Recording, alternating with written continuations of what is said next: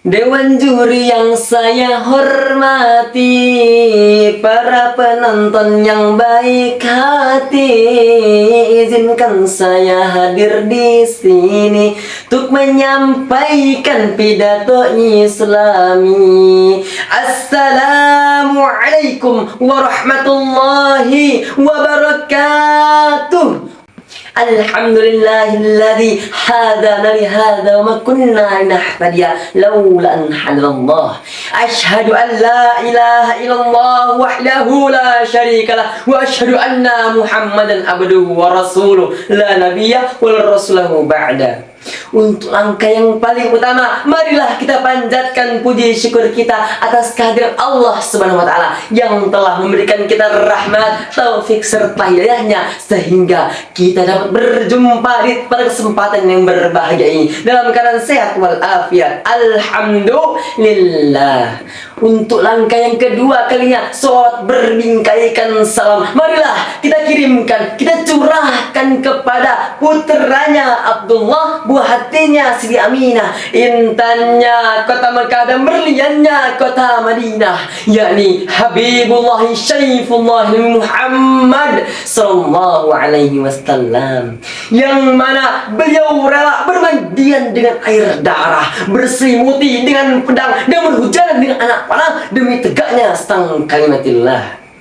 Berdirinya saya di sini bukan sekedar memamerkan gigi, bukan untuk mencalonkan diri sebagai seorang bupati, apalagi untuk mencari seorang istri pujaan hati, melainkan berdirinya saya di sini akan menyampaikan sepatah kata atau dua patah kata yang saya patah-patahkan katanya menjadi ribuan kata yang kemudian saya beri judul meneladani kisah bakti seorang pemuda kepada ibunya karena Allah. Dan perkenalkan, saya Muhammad Fadil.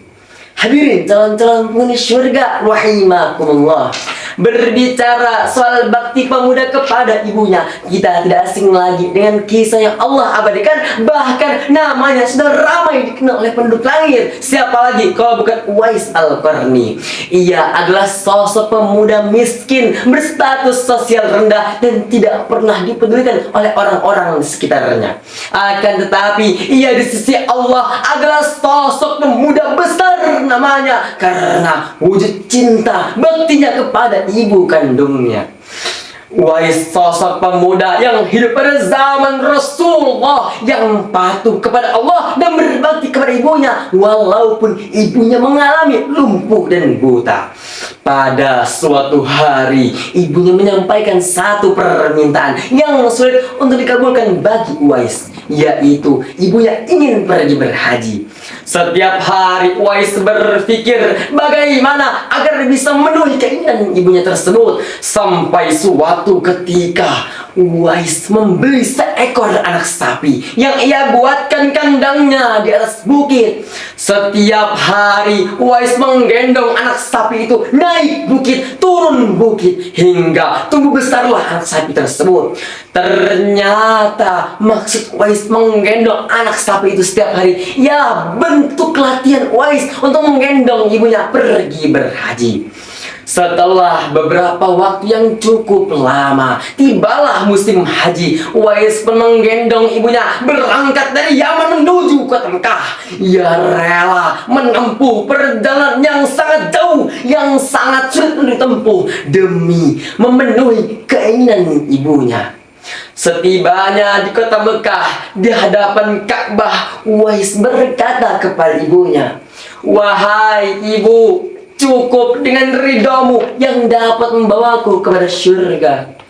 Masya Allah, apa yang dikatakan oleh Uwais itu sama dengan apa yang dikatakan oleh Rasulullah. Ridallah fi walidain wa sakhatullah fi sakhatil walidain. Ridha Allah itu tergantung pada ridha orang tua, dan murkanya Allah juga tergantung pada murkanya orang tua. Hadirin teman-temanku sekalian rahimakumullah, bagaimana cara kita memuliakan kedua orang tua kita? Yaitu dengan menanamkan tauhid dalam diri kita. Karena jika seorang patuh, cinta kepada Allah, cinta kepada Rasulullah, sudah pasti ia akan berbakti kepada kedua orang tuanya. Sebagaimana Allah Subhanahu wa taala berfirman dalam Al-Qur'anul Karim surat Al-Isra ayat 23. Bismillahirrahmanirrahim. Wa qada rabbuka alla ta'budu illa iyyah. Dan Tuhanmu telah memerintahkan engkau agar engkau tidak menyembah selain Dia. Wa bil walidaini ihsana. Maka hendaklah kamu berbuat baik kepada kedua orang tuamu. Imma yablughanna indakal kibar ahaduhuma aw kilahuma. Dan jika di antara keduanya ataupun kedua-duanya telah lanjut usia dalam pemeliharaanmu, fala takul lahuma uffin wala tanharhuma. Janganlah sekali-kali engkau mengucapkan kata atau berkata kasar kepada keduanya. Wa qul lahuma qaulan karima. Ucapkanlah perkataan yang baik kepada keduanya. Sadaqallahul azim. Teman-temanku sekalian, tahu nggak? Banyak sekali pemuda zaman kini yang tidak mempedulikan kedua orang tuanya. Padahal Allah telah memerintahkan kepada kita untuk senantiasa berbuat baik kepada kedua orang tua kita. Bahkan Allah melarang kita untuk sekedar mengucapkan kata yang mungkin itu sepele bagi kita, tapi dapat melukai hati kedua orang tua kita. Pagi-pagi makan kedondong. Jadi kesimpulannya apa dong?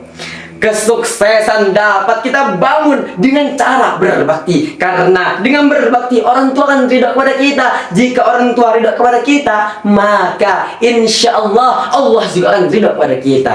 Semoga kita semua dapat meneladani kisah yang mulia ini dan dapat mengikuti jejak-jejak pemuda yang harum namanya karena wujud cinta baktinya kepada ibu kandungnya, kepada kedua orang tuanya.